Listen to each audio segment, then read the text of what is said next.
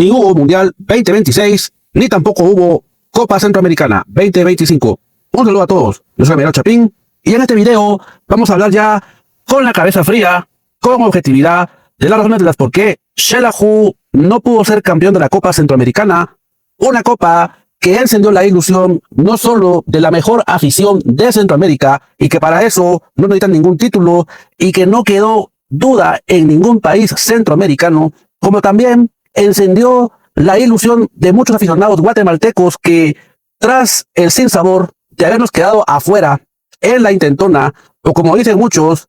la posibilidad más fácil de clasificar al Mundial y que no se pudo lograr,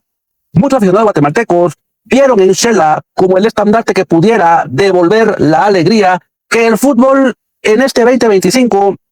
así como nos empezó pegando por allá por febrero en el fallido intento de clasificar al Mundial Sub-17, termina pagando con la misma factura a nivel de selección mayor y a nivel de clubes centroamericanos. De todo esto y mucho más hablaremos a continuación. Si te ha gustado este contenido, no olvides de comentar, darle like y sobre todo suscribirte a este canal. Y ya sin más que agregar o decir, comencemos. Vamos a apelar a la nostalgia porque durante este torneo sí hubo un equipo que capturó los flashes, las portadas e incluso los encabezados de medios televisivos que normalmente no ponen o no ven a Guatemala como un referente de fútbol, y que la buena actuación del equipo Super Chivo posicionó nuevamente a Guatemala en el ojo de todos los conocedores de fútbol, y que ahora disputaba su primera final en la que, a pesar del número 12, a pesar del feeling que le pone el aficionado, esa vibra que a cualquier jugador se le puede enchinar la piel al ver tal apoyo, y no importó el estadio, no importó la distancia, siempre la afición de los Superchivos se hizo presente.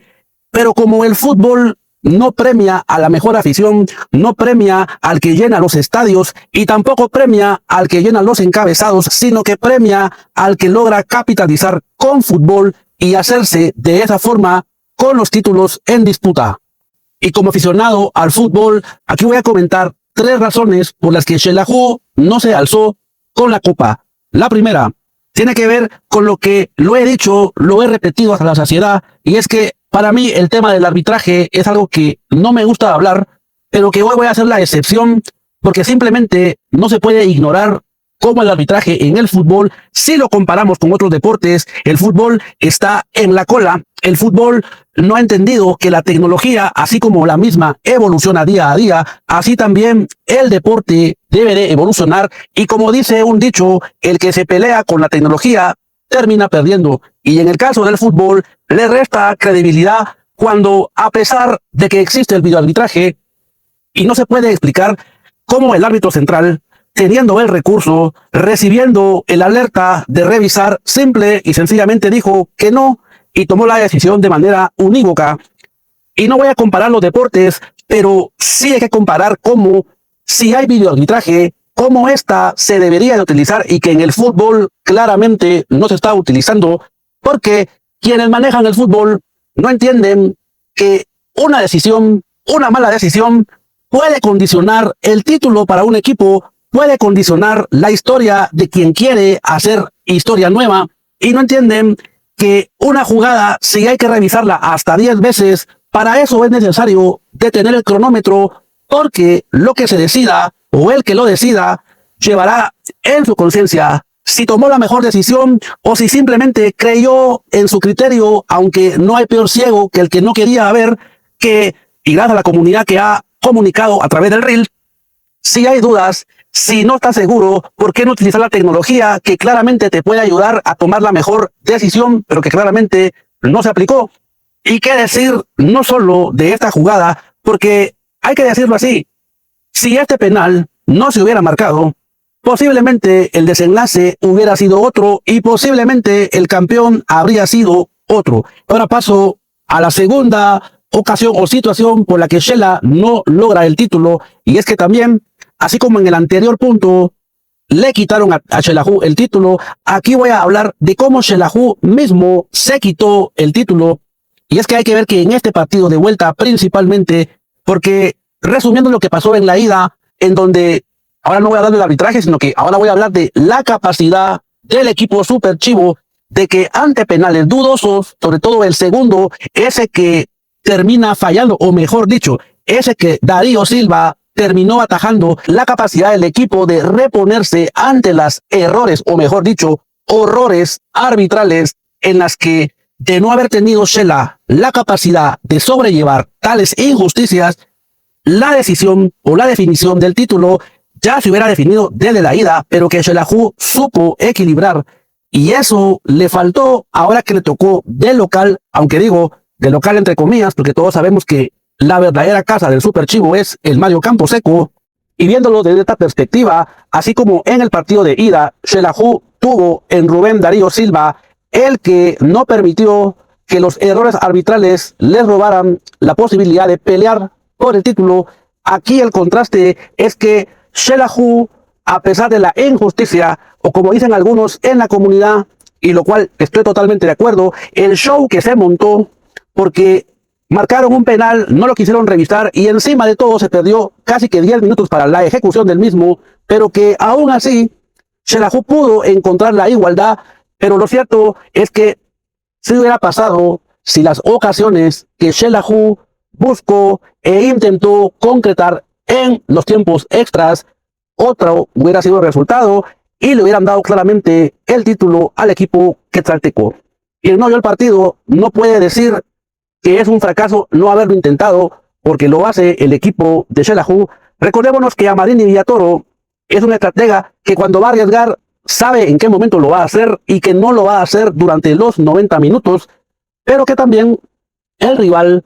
vio el potencial en la portería del equipo manudo y fue el que hizo la tarea de estudiar para que en caso se dieran los lanzamientos de 12 pasos, fue el equipo costarricense el que llevaba la ventaja, o mejor dicho, el que hizo la tarea de tomarse, y no digo porque no me consta si el cuadro de Xelajú practicó los penales, pero lo que me refiero es la visión táctica del Machío de reconocer la virtud del rival, mandar a callar a los nefastos periodistas de su país, a quienes él mismo le recriminó y les dijo: ustedes menospreciaron al equipo guatemalteco, y no fueron palabras que solo las dijo por decirlas, sino que él, al ser un estratega, al saber de fútbol y saber de tácticas, vio las virtudes de su rival y se tomó durante la semana cómo podía contrarrestarlas. Y aquí va la tercera razón por la que Xelajú no levantó la copa en el Cementos Progreso, y aquí es un llamado nuevamente para la nefasta Liga de Cangrejos. No sé por qué nadie no ha notado o no ha querido decir, pero aquí lo vamos a decir. Cuando Darío Silva logra atajar el cuarto penal del equipo costarricense, se ponía todo en igualdad, y yo no sé en qué momento o en qué estaba pensando Amarini Villatoro, que pone a un jugador costarricense a tirar el penal decisivo. Y aquí me va a perdonar el buen aficionado costarricense, pero lo que voy a decir aquí, y lo puedo decir porque es mi canal, lo voy a decir con respeto, pero lo que voy a decir es una verdad. Y es que el jugador costarricense media vez tenga que enfrentarse a su país, se vende, deja de ser profesional. Lo vi muchas veces con Comunicaciones. Recuerdo aquella cuadrangular del ya lejano 1999, cuando el equipo crema era dirigido por el mal recordado Alexander Guimaraes, en las que de irle ganando a Saprissa, inexplicablemente le dieron la voltereta, pero algo que yo noté como aficionado era que el equipo guatemalteco, gracias al nefasto de Roberto Arzú, estaba lleno de media selección costarricense, que después nos terminarían dejando sin mundial al 2002, pero que los jugadores costarricenses que jugaban para el equipo crema, a la hora de enfrentarse a sus ex equipos, le facilitaron el trabajo a los mismos, quedando como patito feo el equipo guatemalteco. Y que yo no sé si notaron, pero ese último penal se ve tan dudoso el jugador Cárdenas, o como que le estaba diciendo en código al portero: te la voy a tirar y finalmente se da el tapón. Eso, la culpa la tiene el mismo equipo Xelajú, como también todos los equipos guatemaltecos, que yo no sé cuántos sinsabores habremos de tragarnos como aficionados guatemaltecos, en las que no sé por qué confiamos en jugadores costarricenses, ahora en jugadores panameños, que a la primera traicionan a quien les da de comer. Y lo irónico es que tanto que se jactan de su fútbol, pero a nivel deportivo y profesional claramente en sus exóticos países no les dan lo que en Guatemala sí les dan. Y yo espero que de esto haya aprendido no solo Amarini, sino el resto de equipos, sobre todo Comunicaciones, que en la situación en la que está actualmente algunos medios ya están indicando que quiere reforzarse con las chatarras que hay en Costa Rica, en Panamá e incluso mencionan jugadores de El Salvador. Pero bueno,